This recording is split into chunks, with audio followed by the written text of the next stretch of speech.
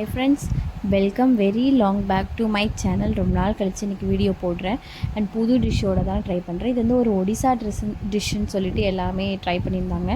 நானும் ட்ரை பண்ணலான்னு பார்த்தேன். டேஸ்ட்டும் சூப்பராக இருந்துச்சு. நார்மலாக தயிர் சாதம் செய்கிறதுக்கு பதிலாக இந்த மாதிரி கொஞ்சம் டிஃப்ரெண்ட்டாக தயிர் சாதம் செஞ்சு சாப்பிட்டு பாருங்கள். ரொம்ப சூப்பராக இருக்கும். வாங்க எப்படி செய்யுதுன்னு பார்க்கலாம். அதுக்கு வந்து ஃபஸ்ட்டு கத்திரிக்காய் எடுத்துகிட்டு அதில் வந்து மிளகாத்தூள், உப்பு, மஞ்சத்தூள் போட்டு கொஞ்சம் சீரகத்தூள் போட்டு நல்லா இந்த மாதிரி பெரட்டி வச்சுக்கிட்டேன். எல்லாத்துலேயும் ஈவனாக படுற மாதிரி நீங்கள் பெரட்டி வச்சுட்டு அதுக்கப்புறமா நல்லா சிம்மில் வச்சுட்டு எண்ணெய் ஊற்றி இந்த மாதிரி நல்லா 2 பக்கமும் வேக வச்சு எடுத்துக்கோங்க. ஃபஸ்ட்டு ஒரு பக்கம் நல்லா வெந்துட்டோம். ஏன்னா இதுக்கப்புறம் நம்ம கத்திரிக்காய் வேக வைக்க முடியும். இதில் தான் நம்ம வந்து நல்லா வேக வச்சு எடுத்துக்கணும். இந்த மாதிரி 2 சைடும் திருப்பி போட்டு நல்லா வேக வச்சு எடுத்துக்கோங்க. அதுக்கு மேலேயே வந்து பார்க்கணும் நல்லா ஒரு கெட்டி தயிரை நான் வந்து ஊற்றிக்கிறேன்.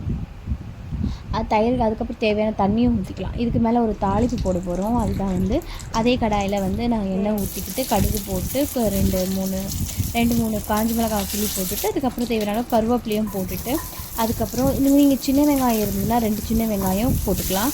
என்கிட்ட சின்ன வெங்காயம் இல்லைங்கிறதுனால சின்னதாக ஒரு வெங்காயம் பார்த்து எடுத்து நான் அதில் போட்டுக்கிட்டேன். அதுவுமே வந்து நல்லா வதக்கிடலாம். அதுக்கப்புறம் வந்து தேவையான அளவு இதில் நான் மிளகாத்தூள் சேர்த்துக்கிட்டேன். தனி மிளகாத்தூள் சேர்த்துருக்கேன். தனி மிளகாத்தூள் சேர்த்துக்கிட்டு இந்த தாளிப்பை வந்து நான் தயிர் போட்டிருந்தேன்ல அது கூடயே சேர்த்துக்கிட்டு உங்களுக்கு எந்த அளவுக்கு தண்ணி வேணுமோ அந்த தண்ணியை வந்து சேர்த்துக்கலாம். எனக்கு இன்னும் கொஞ்சம் தயிர் வந்து நான் எக்ஸ்ட்ரா எடுத்து வச்சுருந்தேன். இந்த தாளிப்புக்கு அது போதும்னு சொல்லிட்டு பார்த்திங்கன்னா எனக்கு இன்னும் கொஞ்சம் தயிர் வந்து தேவைப்பட்டதுனால மீதம் இருந்த தயிரையும் வந்து ஃபுல்லாக இதில் சேர்த்துக்கிட்டு இதில் வந்து தேவையான உப்பு சேர்த்துக்கிட்டேன்.